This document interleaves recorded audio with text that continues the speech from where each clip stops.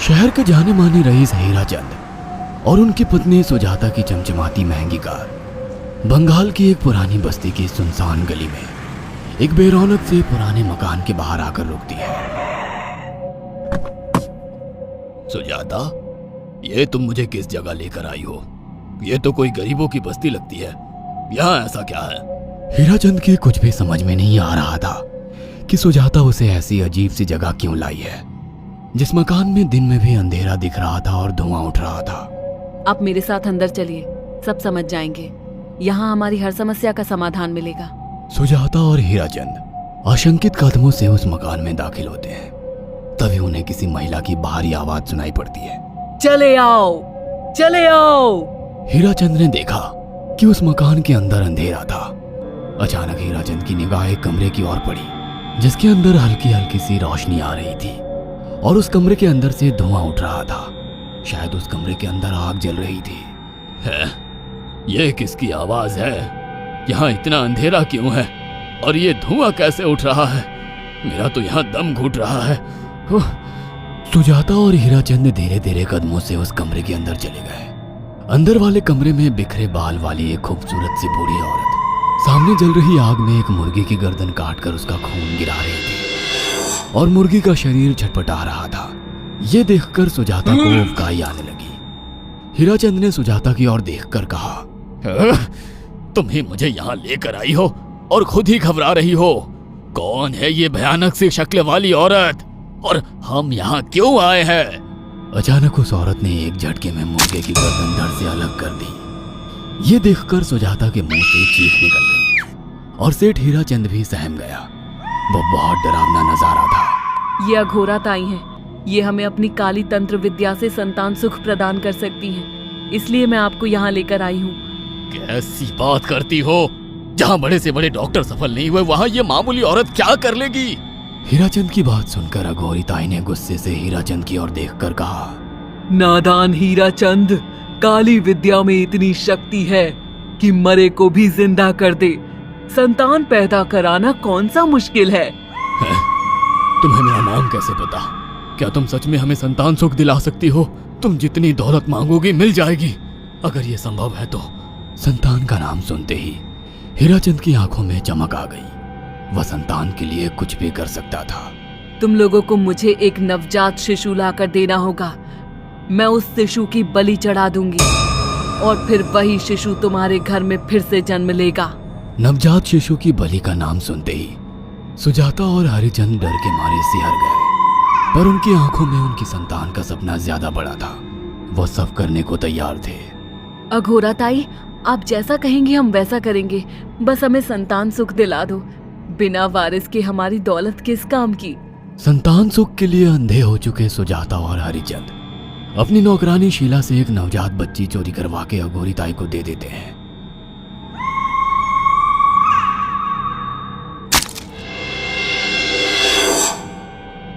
उस शिशु की बलि से सुजाता गर्भवती हो जाती है। देखा आपने, अघोरा की तंत्र शक्ति। मुझे उस पर पूरा भरोसा था। चलो चलकर उन्हें धन्यवाद कहते हैं। हीराचंद और सुजाता अघोरा ताई के पास पहुंचते हैं। वो दोनों बहुत खुश थे और अघोरा पर उन्हें अंधविश्वास हो गया था। अघोरा ताई, आप महान तंत्रिका है। आपने वो चमत्कार कर दिखाया जो बड़े बड़े डॉक्टर नहीं कर सके। ये काली विद्या है बेटा। अगर तुम दोनों चाहो तो मैं इस विद्या से तुम दोनों को हमेशा के लिए जवान बना सकती हूँ। क्या सच में ऐसा संभव है? हाँ बिल्कुल, पर इसके लिए तुम्हें जवान लड़के और लड़कियों की बलि चढ़ानी होगी। तुम उन्हें यहाँ तक लाओ, बाकी मैं देख लूंगी। जवान रहने की लालच में अंधे सुजाता और हरिचंद एक अनाथ आश्रमों से हर रोज एक लड़की या लड़के को गोद लेने के बहाने अघोरी के पास बलि चढ़ाने ले जाने लगे। और एक दिन अघोरी ताई ने हीराचंद और सुजाता से इंसानी मांस खाने को कहा। पूरी तरह से इंसान से हैवान बन चुके अब वो दोनों इंसानी मांस खाने के लिए तैयार भी हो गए। ये गर्म खून और मांस खाकर तुम लोगों की उम्र भी बढ़ जाएगी। खाओ इसे। हाँ, सच में ये इंसानी मांस बड़ा स्वादिष्ट है।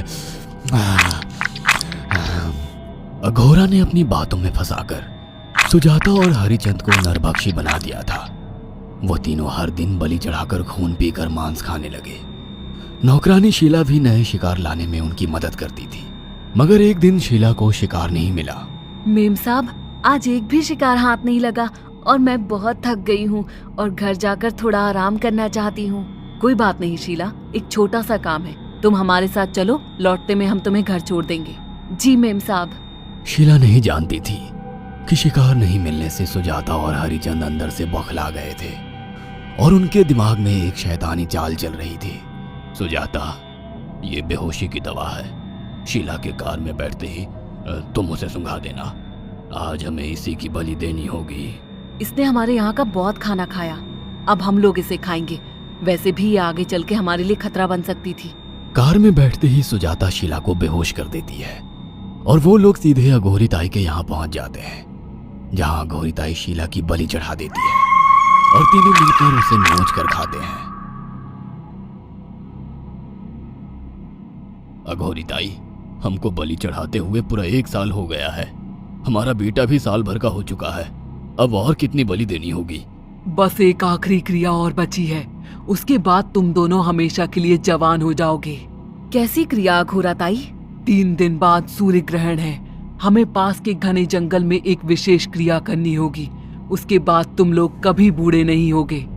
कितना अच्छा होगा, हम हमेशा जवान रहेंगे और सालों साल तक अपनी दौलत से ऐश करेंगे।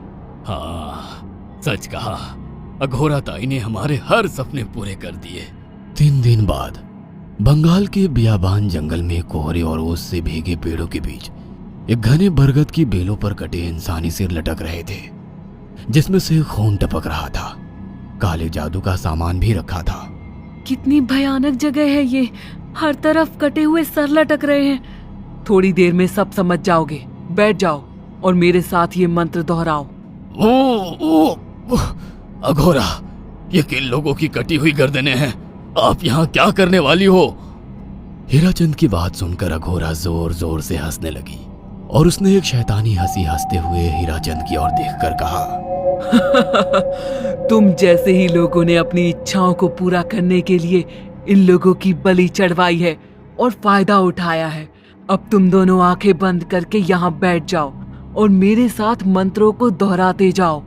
अघोरा ने सुजाता और हरिचंद को वशीकरण मंत्र और काले जादू के इस्तेमाल से सम्मोहित कर दिया और देखते ही देखते वो एक भयानक डायन में बदल गई और चीखती हुई बोली, अब मैं तुम दोनों की बलि चढ़ाकर अमर हो जाऊंगी, क्योंकि तुम लोगों ने 100 लोगों की बलि का खून पिया है। देखते ही देखते उस डायन ने फरसे से एक एक करके सुजाता और हरिचंद की गर्दन काटकर जल रही आग में बलि चढ़ा दी और उनका गर्म खून पीने लगी। जब तक तुम जैसे मूर्ख और लालची लोग अपने फायदे के लिए दूसरों को मेरे पास लाते रहेंगे, मैं उनका फायदा उठाकर ऐसे ही उनकी बलि चढ़ाती रहूंगी। दरअसल अघोरा एक डायन थी और अपना स्वार्थ पूरा करने के लिए उसने हीराचंद और सुजाता की लालच का फायदा उठाकर उनकी भी बलि चढ़ा दी। बुरे काम का बुरा ही नतीजा मिलता है। अगर आपको हमारी ये कहानी पसंद आई हो तो इसे लाइक और शेयर करना ना भूलें।